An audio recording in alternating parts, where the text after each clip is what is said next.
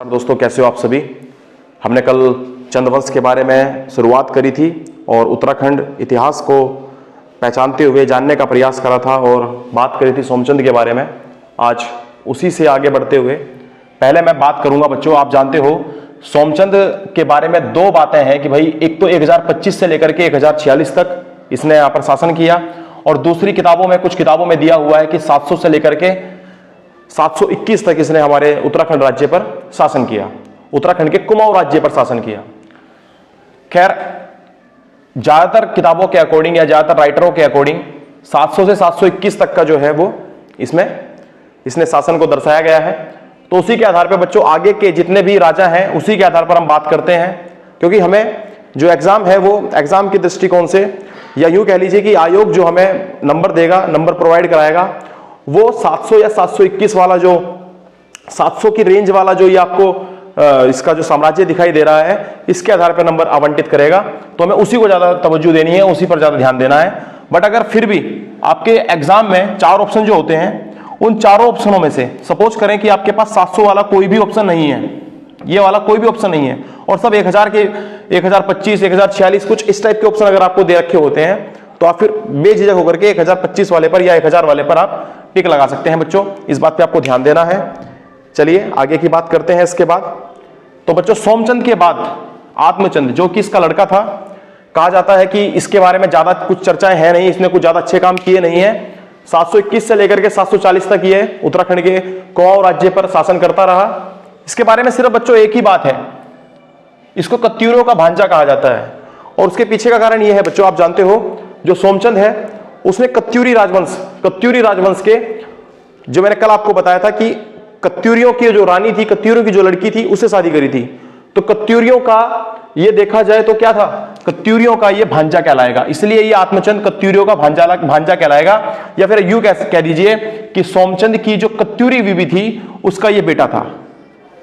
उसके बाद बच्चों पूर्णचंद के बारे में बात करेंगे। पूर्णचंद का साम्राज्य 741 से लेकर के 758 तक चला, लेकिन कुछ अच्छे काम इसने, कुछ खास काम इसके बारे में है नहीं और इतिहासों में इसका भी कोई लिखित प्रमाण मिलता नहीं है, कोई अभिलेख ऐसा हमें मिलता नहीं है जिसके बारे में हम कुछ बता सकें। तो इसके बाद इंद्रचंद आया। इंद्रचंद बड़ा महान, इंद्रचंद जरा थोड़ा खास हो जाता है हमारे लिए। क्यों खास हो जाता है? क्योंकि बच्चों इंद्रचंद के बारे में एक तो घमंडी राजा, इंद्रचंद जो था वो घमंडी राजा के नाम से जाना जाता था। अच्छा, घमंडी राजा इसलिए भी जाना जाता था, आप देख सकते हो इंद्रचंद, इसका जो नाम था वो इंद्रचंद था, तो ये खुद को इंद्र समझता था और उस हिसाब से देखा जाए तो इसका जो नाम है बिल्कुल घमंडी राजा बिल्कुल ठीक पड़ता था। इसके अंदर बहुत ज्यादा घमंड भरा हुआ था। बात करते हैं बच्चों, पेपर में क्वेश्चन आता है कि उत्तराखंड के अंदर कुमाऊं राज्य में रेशम कारखाना ये किसने डेवलप किया था, ये कहां से आया था, ये किसने, जो सबसे पहले था वो कुमाऊं राज्य में रेशम कारखाना किसने स्थापित किया था? तो बच्चों आप कह सकते हो इंद्रचंद जो था वो पहला ऐसा शासक था जिसने उत्तराखंड के कुमाऊं क्षेत्र में रेशम कारखाना लगवाया था। और इसने बच्चों रेशम बुनकर भी जो है वो नियुक्त किए हुए थे। ये बुनकर, रेशम जो बुनकर थे इनके लिए एक विशेष वर्ड देखिए यहाँ पे लिखा हुआ पटुआ। ये जो पटुआ लिखा हुआ है, ये पटुआ स्पेशल एक वर्ड था। पेपर में क्वेश्चन पूछा जाता है बच्चों, बड़ा ही इंपॉर्टेंट क्वेश्चन रहता है कि जो रेशम बुनकर थे उनके लिए किस शब्द का यहां पर विवरण किया गया है, किस शब्द का उच्चारण किया गया है? तो आप बता सकते हो पटुआ, या फिर पूछ सकता है कि पटुआ क्या है, तो आप आसानी से बता सकते हो पटुआ क्या है, रेशम बुनकरों को कहा गया है। अच्छा, इसके बाद बच्चों एक ये वर्ड आपको मिलेगा पटरंग वाली प्रथा। ये पटरंग प्रथा के बारे में बात करते हैं बच्चों। पटरंग का मतलब क्या होता है? दरअसल जब ये रेशम बुनकर जो थे या रेशम का जो कारखाना इंद्रचंद ने लगवाया था तो उस टाइम पर पहली बार ये झूठी अफवाहें फैलाने वाला एक जो व्याख्या थी वो सामने आई थी।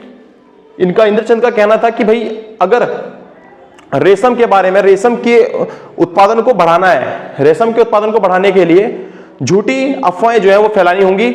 झूठी अफवाह के फैलाने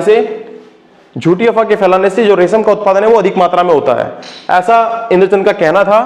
इसी को पटरंग कहा गया है। तो पेपर में आप कुल मिलाकर के आप ये कह लीजिए कि पेपर में क्वेश्चन ऐसे आ सकता है कि पटरंग क्या है, पटरंग क्या है। तो बच्चों उम्मीद करता हूं आप समझ पाए होंगे। पटरंग का मतलब होता है रेशम का उत्पादन, रेशम का उत्पादन, रेशम का उत्पादन।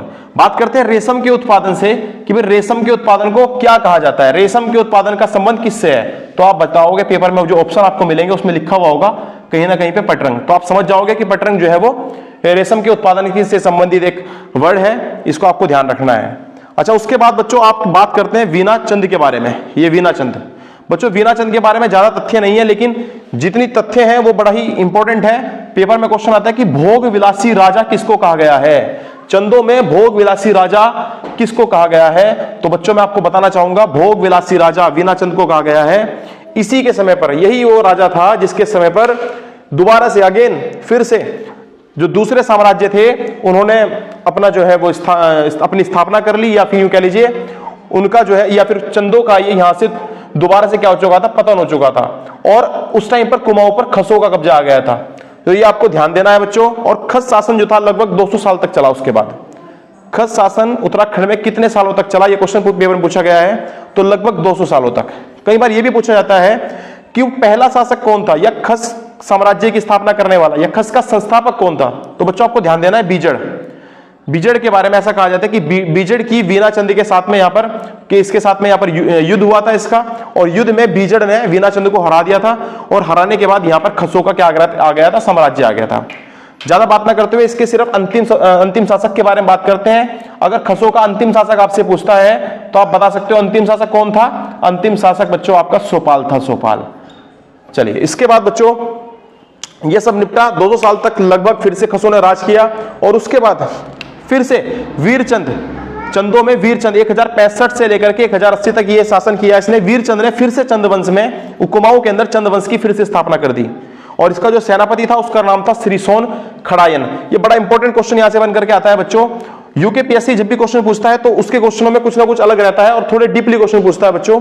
तो उन डीपली क्वेश्चंस के अंदर अगर हम बात करें तो उसने पहले भी क्वेश्चन पूछा हुआ है कि श्री सोपान का संबंध या श्री सोपान खड़ायन का संबंध किससे है। तो आप बता दोगे बच्चों ये वीरचंद का सेनापति था। ये किसका सेनापति था? वीरचंद का। ठीक है, इसका वीरचंद का अगर पूछा जाए कि कहां पर इसका अभिषेक हुआ था तो राजभुंगा किले में इसका अभिषेक हुआ था। ये आपको ध्यान देना है। राजभुंगा किले में अभिषेक किसका हुआ था? पेपर में क्वेश्चन आता है राजभुंगा किले में किसका अभिषेक हुआ था। तो कौन सा चंद शासक था जिसका राजभुंगा किले में अभिषेक हुआ था? तो आपको बच्चों ध्यान देना है वीरचंद का हुआ था। अच्छा बच्चों, आगे के बारे में बात करते हैं। उसके बाद बहुत सारे राजा आए। इसमें जो बहुत सारे राजा थे, इन राजाओं में जैसे रूपचंद हो गए, लक्ष्मीचंद आ गए, धर्मचंद आ गए। इनके साथ साथ मैंने बच्चों यहाँ पर इनके सन भी दिए हुए हैं कि कब से कब तक इन्होंने जो है यहाँ पर शासन किया। उसके बारे में आप अच्छी तरह से नोट कर सकते हो, लिख सकते हो कॉपी में। और बिना नोट्स बनाए, बिना समझे ये चीजें आपके समझ में आएंगी नहीं अगर आपने नोट्स नहीं बनाए। कॉपी पेन लेकर के बैठ जाइए बच्चों और इन सबको उतारना स्टार्ट कीजिए। उसके बाद देखिए बच्चों करमचंद, उसके बाद कल्याणचंद, नामीचंद और फिर नरचंद। ये सारे राज्य, जितने भी राजा हैं, ये क्रम वाइज मैंने आपको यहाँ पर उपलब्ध कराने का प्रयास किया है कि मैं किसी तरीके से आपको सारे राजाओं के नाम बता सकूं। हालांकि ज्यादा इतिहास इनके बारे में किसी भी पुस्तक में आपको देखने को नहीं मिलेगा, लेकिन उसके बावजूद सिर्फ इनके नाम मैं आपको बता देता हूं। खासम खास राजा जैसे नानकी चंद, ये नानकी चंद 1177 से लेकर के 1195 तक। गोपेश्वर और बाड़ाहाट में त्रिशूल के लेख से पता चलता है कि अशोक चल का आक्रमण 1191 पर हुआ था। ठीक है, इस बारे में पता चलता है नानकी चंद के बारे में कि भाई गोपेश्वर और बाड़ाहाट के त्रिशूल लेख से, गोपेश्वर में और बाड़ाहाट में जो त्रिशूल लेख है उससे पता चलता है कि भाई अशोक चल का आक्रमण कहां पर हुआ था? कुमाऊं में हुआ था 1191 में। उसके बाद फिर और राजा आए जो खास नहीं है, जैसे रामचंद हो गया, भीष्मचंद हो गया, मेघचंद हो गया, ध्यानचंद हो गया, पर्वतचंद हो गया। अच्छा बच्चे, बात करते हैं थोरचंद के बारे में।